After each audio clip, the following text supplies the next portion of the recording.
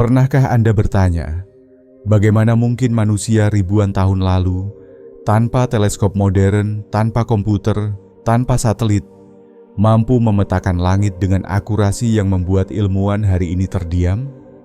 Bukan sekadar mengenali bintang, tetapi memahami gerak planet, siklus kosmik, bahkan waktu itu sendiri.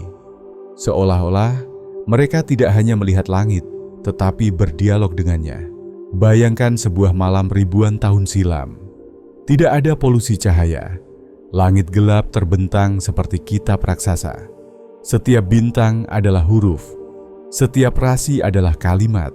Dan para leluhur kita adalah para pembacanya. Inilah astronomi kuno. Bukan sebagai sains dingin, tetapi sebagai ilmu langit yang hidup, sakral, dan penuh makna. Di Mesir kuno, piramida disejajarkan dengan bintang tertentu. Di Mesopotamia, langit dijadikan kalender peradaban. Di Nusantara, nenek moyang membaca arah bintang untuk berlayar ribuan kilometer. Dan di banyak kebudayaan awal, langit tidak pernah dipisahkan dari kesadaran, waktu, dan tatanan hidup manusia. Namun pertanyaannya, apakah semua ini hanya kebetulan? Ataukah ada pengetahuan besar yang kini terlupakan atau sengaja disederhanakan tentang hubungan manusia dan kosmos? Video ini bukan sekadar membahas sejarah. Kita akan menyingkap jejak peradaban awal yang memahami langit sebagai sistem hukum kosmik, bukan mitos kosong. Kita akan menyelami makna filosofis di balik pergerakan benda langit. Mengapa ilmu ini dahulu dijaga ketat, dan mengapa di era modern justru dianggap tidak relevan? Lebih dari itu, kita akan melihat bagaimana pengetahuan langit kuno masih beresonansi dalam kehidupan kita hari ini, dalam ritme tubuh, kesadaran waktu, hingga cara kita memaknai keteraturan hidup. Jika Anda merasakan ada sesuatu yang hilang dari cara manusia modern memandang alam semesta, maka video ini adalah awal pencariannya. Sebelum kita melangkah lebih jauh, pastikan Anda berlangganan, tekan like, dan bagikan video ini agar lebih banyak pencari pengetahuan dapat ikut menyelami rahasia langit kuno bersama kita. Karena apa yang akan kita buka bukan sekadar cerita masa lalu, melainkan ingatan lama umat manusia tentang tempatnya di bawah langit. Sebelum langit dipisahkan dari makna, sebelum bintang direduksi menjadi sekadar objek fisika, manusia kuno memandang kosmos sebagai sistem kesadaran yang tertata. Langit bukan hiasan malam, melainkan penunjuk hukum, waktu, dan keteraturan hidup. Di tanah Mesopotamia, wilayah yang sering disebut sebagai buayan peradaban, para pengamat langit Babilonia telah mencatat pergerakan planet dengan ketelitian yang mengejutkan. Mereka memahami bahwa benda-benda langit tidak bergerak acak. Ada ritme, ada pola, dan ada siklus yang berulang. Dari sanalah lahir kalender, perhitungan musim, hingga penentuan waktu ritual dan pemerintahan. Langit adalah jam kosmik yang mengatur bumi. Mesir kuno melangkah lebih jauh. Piramida tidak dibangun sembarangan. Sumbu-sumbunya disejajarkan dengan bintang tertentu, terutama yang berkaitan dengan keabadian dan keteraturan kosmik. Bagi mereka, langit adalah cermin tatanan ilahi, dan manusia hidup selaras dengannya atau menanggung konsekuensinya. Arsitektur, spiritualitas, dan astronomi menyatu tanpa sekat. Di belahan dunia lain, peradaban Maya menyusun kalender yang begitu presisi hingga mampu memprediksi gerhana dan siklus Venus. Bagi mereka, waktu bukan garis lurus, melainkan lingkaran kesadaran. Setiap siklus langit adalah pengingat bahwa kehidupan bergerak dalam pola, lahir, tumbuh, hancur, dan kembali. Menariknya, di Nusantara sendiri, pengetahuan langit tidak kalah dalam. Para pelaut Austronesia menavigasi samudera luas hanya dengan bintang, angin, dan gelombang. Tidak ada peta modern, tetapi ada pemahaman mendalam terhadap langit sebagai penunjuk arah kehidupan. Rasi bintang bukan mitos, melainkan kompas hidup. Secara filosofis, astronomi kuno berangkat dari satu keyakinan universal. Apa yang di atas selaras dengan apa yang di bawah. Langit dan manusia terhubung oleh hukum yang sama. Ketika langit teratur, manusia belajar keteraturan. Ketika langit menunjukkan siklus, manusia belajar kesabaran dan waktu yang tepat. Namun seiring zaman, pengetahuan ini mulai dipisahkan. Ilmu langit dijadikan angka, makna dipisahkan dari perhitungan. Yang sakral menjadi netral, bukan karena salah, tetapi karena arah peradaban berubah. Pengetahuan yang dahulu menyatukan kesadaran dan alam, kini terfragmentasi. Dan disinilah pertanyaan penting muncul. Apakah kita kehilangan sesuatu ketika langit hanya dilihat dengan mata, bukan dengan kesadaran? Sebelum kita masuk lebih dalam, saya ingin bertanya kepada Anda yang sedang menonton. Video ini sudah sampai ke kota mana saja? Tuliskan di kolom komentar. Biarkan kita tahu sejauh mana cahaya pengetahuan ini menyebar. Karena pada bagian selanjutnya, kita akan mulai membedah bagaimana sebenarnya peradaban awal menguasai langit. Bukan dengan teknologi, tetapi dengan pemahaman yang melampaui zamannya. Untuk memahami bagaimana peradaban awal menguasai langit, kita harus terlebih dahulu melepaskan cara berpikir modern. Bagi manusia kuno, astronomi bukan sekadar ilmu ukur jarak dan massa. Ia adalah bahasa kosmik, bahasa yang dibaca, ditafsirkan, dan dihayati. Langit dipahami sebagai sistem yang berbicara melalui gerak. Matahari tidak sekadar terbit dan tenggelam. Ia menandai kelahiran hari, waktu bekerja, waktu beristirahat. Bulan tidak hanya bercahaya, ia mengatur pasang surut, ritme biologis, dan penanggalan. Planet-planet yang bergerak berbeda dari bintang tetap dianggap sebagai penjelajah langit, pembawa pesan perubahan. Inilah konsep kunci pertama. Peradaban awal membaca pola, bukan kebetulan. Mereka tidak memulai dari teori, tetapi dari pengamatan yang sabar. Puluhan, bahkan ratusan tahun pengamatan diwariskan dari generasi ke generasi. Ketika satu bintang terbit bersamaan dengan musim banjir, catatan itu disimpan. Ketika gerak planet tertentu selalu mendahului perubahan sosial atau alam, itu diperhatikan. Dari sinilah lahir apa yang kini kita sebut sebagai kalender siklus dan prediksi.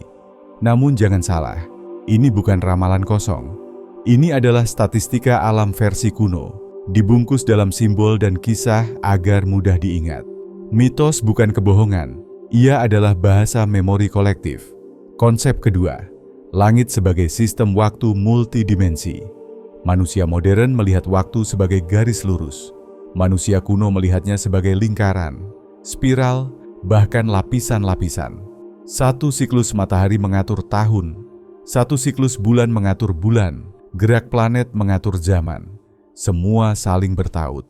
Ketika satu siklus berakhir, bukan akhir mutlak, melainkan transisi. Karena itu, bangunan suci, kota, bahkan aktivitas sosial sering disejajarkan dengan peristiwa langit. Bukan karena takhayul, tetapi karena mereka percaya waktu yang tepat menghasilkan hasil yang tepat. Bertindak selaras dengan kosmos berarti meminimalkan kekacauan. Konsep ketiga, pengamat dan yang diamati tidak terpisah. Ini yang sering sulit dipahami hari ini. Bagi peradaban awal, manusia bukan penonton alam semesta, tetapi bagian aktif di dalamnya. Ketika mereka mengamati langit, mereka juga sedang mengamati diri sendiri. Gerak di atas diyakini mencerminkan gerak batin di bawah. Inilah sebabnya astronomi kuno sering berjalan beriringan dengan etika, kepemimpinan, dan pengendalian diri. Langit mengajarkan keteraturan. Planet mengajarkan kesabaran. Gerhana mengingatkan bahwa cahaya bisa tertutup, namun tidak pernah hilang. Namun, ada satu hal yang sengaja tidak dituliskan secara gamblang. Mengapa pengetahuan ini sering disamarkan? Mengapa hanya sedikit yang benar-benar memahaminya?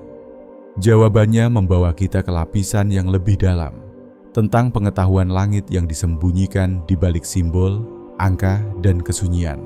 Ketika kita menyelami lebih dalam astronomi kuno, satu pola besar mulai terlihat. Pengetahuan langit jarang disampaikan secara langsung. Ia dibungkus dalam simbol, mitos, arsitektur, dan ritual. Bukan untuk menipu, tetapi untuk melindungi makna dari penyalahgunaan dan kesalahpahaman. Peradaban awal memahami satu kenyataan penting. Pengetahuan tanpa kesiapan batin dapat menjadi sumber kekacauan. Karena itu, ilmu langit tidak diajarkan seperti pelajaran biasa. Ia diturunkan bertahap, melalui simbol yang hanya bisa dibaca oleh mereka yang mau mengamati dengan sabar. Ambil contoh rasi bintang. Banyak orang menganggapnya sekadar cerita imajinatif, pahlawan, hewan, atau dewa yang digambar di langit. Namun bagi pengamat kuno, rasi adalah peta memori. Setiap bentuk menyimpan informasi tentang musim, arah, dan waktu. Cerita digunakan agar pengetahuan itu hidup, mudah diingat, dan tidak hilang ditelan generasi. Disinilah muncul kesalahpahaman modern. Ketika simbol dibaca secara harfiah, ia tampak seperti mitos kosong. Padahal, jika dibaca secara fungsional dan filosofis, ia adalah arsip pengetahuan yang sangat efisien. Fakta menarik lainnya, banyak bangunan kuno disejajarkan dengan peristiwa langit yang jarang terjadi. Titik balik matahari, gerak bulan ekstrem, atau konfigurasi bintang tertentu. Ini menunjukkan pemahaman jangka panjang. Mereka tidak membangun untuk satu generasi, tetapi untuk ratusan tahun ke depan. Sebuah bukti bahwa cara berpikir mereka melampaui kepentingan sesaat. Namun ada paradoks besar di sini. Semakin maju teknologi modern, semakin kita menganggap pengetahuan lama sebagai primitif. Padahal, justru ketika teknologi belum mendominasi, manusia belajar mengasah kesadaran, ketelitian, dan keheningan batin. Mereka belajar melihat dengan mata yang sabar, bukan tergesa. Ada pula mitos bahwa astronomi kuno sepenuhnya bercampur dengan takhayul. Ini tidak sepenuhnya benar. Yang terjadi adalah perbedaan bahasa. Ilmu modern berbicara dengan angka. Ilmu kuno berbicara dengan simbol. Keduanya mengamati fenomena yang sama, tetapi dari sudut yang berbeda. Yang jarang dibahas adalah sisi terdalamnya. Astronomi kuno tidak hanya memetakan langit, tetapi juga mendisiplinkan manusia. Mengamati bintang membutuhkan konsistensi. Menunggu siklus membutuhkan kesabaran. Memahami pola membutuhkan kerendahan hati. Tanpa disadari, proses ini membentuk karakter. Mungkin inilah alasan mengapa pengetahuan ini perlahan ditinggalkan. Ia menuntut waktu, keheningan, dan keterlibatan batin. Sesuatu yang semakin langka di dunia serba cepat. Namun kabar baiknya, jejak pengetahuan ini belum hilang. Ia masih bisa diakses, bukan dengan membangun observatorium raksasa, tetapi dengan mengubah cara kita memandang langit dan diri sendiri. Astronomi kuno bukan ilmu mati yang hanya layak disimpan di buku sejarah. Ia adalah pengetahuan terapan, dirancang untuk membentuk kesadaran, ketepatan waktu, dan keseimbangan hidup. Kabar baiknya, kita tidak perlu hidup di gurun Mesir atau membangun piramida untuk merasakan manfaatnya. Prinsip-prinsipnya bisa dihidupkan kembali di tengah kehidupan modern. Praktik pertama, membangun kesadaran waktu, bukan sekadar jam. Manusia kuno tidak hanya bertanya jam berapa, tetapi fase apa yang sedang terjadi. Cobalah mulai memperhatikan ritme harian. Kapan energi Anda naik, kapan menurun. Selaraskan aktivitas penting dengan fase energi tertinggi. Ini adalah bentuk sederhana dari hidup selaras dengan siklus, bukan melawannya. Praktik kedua, observasi langit sebagai latihan keheningan batin. Luangkan waktu, meski hanya 5 menit, untuk menatap langit malam. Bukan untuk mencari makna simbolik, tetapi untuk melatih fokus dan kerendahan hati. Saat menatap bintang, kesadaran kita diingatkan bahwa hidup bukan hanya tentang kecepatan, tetapi tentang posisi, di mana kita berdiri dalam tatanan yang lebih besar. Praktik ketiga, menghormati siklus, bukan memaksakan hasil. Astronomi kuno mengajarkan bahwa tidak semua hal bisa dipercepat. Ada waktu menanam, ada waktu menunggu, ada waktu menuai. Terapkan ini dalam keputusan hidup. Jika sesuatu terasa dipaksakan dan penuh resistensi, mungkin waktunya belum tepat. Bukan gagal, hanya belum selaras. Praktik keempat, menjadikan keteraturan sebagai ibadah kesadaran. Bangun rutinitas sederhana yang konsisten. Waktu bangun, waktu bekerja, waktu merenung. Peradaban awal memahami bahwa keteraturan kecil menciptakan stabilitas besar. Kekacauan batin sering lahir dari ritme hidup yang berantakan. Praktik kelima, membaca simbol dalam kehidupan, bukan menolaknya. Tanpa terjebak pada tafsir berlebihan, belajarlah melihat pola. Peristiwa yang berulang, momen yang datang di waktu tertentu, atau kebiasaan yang terus muncul, semuanya adalah langit kecil dalam kehidupan pribadi. Ini melatih kepekaan, bukan takhayul. Namun ada satu jebakan yang perlu dihindari. Mengubah pengetahuan ini menjadi pelarian dari tanggung jawab nyata. Astronomi kuno tidak mengajarkan pasrah tanpa usaha. Justru sebaliknya, ia mengajarkan bertindak tepat pada waktu yang tepat. Hambatan terbesar biasanya datang dari pikiran yang ingin hasil instan. Ingat, peradaban awal membangun pengetahuan ini selama generasi. Maka bersabarlah dengan proses. Sedikit demi sedikit, perubahan akan terasa. Pikiran lebih tertata, keputusan lebih jernih, dan hidup terasa selaras. Pada titik ini, kita siap menarik benang merah dari semua yang telah dibahas dan menutup perjalanan ini dengan satu pertanyaan besar tentang posisi manusia di bawah langit.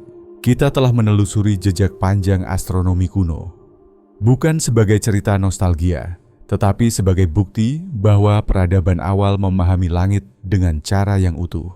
Mereka tidak sekadar menghitung bintang, tetapi membaca makna. Mereka tidak menaklukkan kosmos, tetapi menyelaraskan diri dengannya. Kita melihat bagaimana langit menjadi kalender, kompas, guru kesabaran, bahkan cermin kesadaran manusia. Kita memahami bahwa simbol, mitos, dan bangunan kuno bukan sekadar hiasan masa lalu, melainkan arsip pengetahuan yang dikodekan.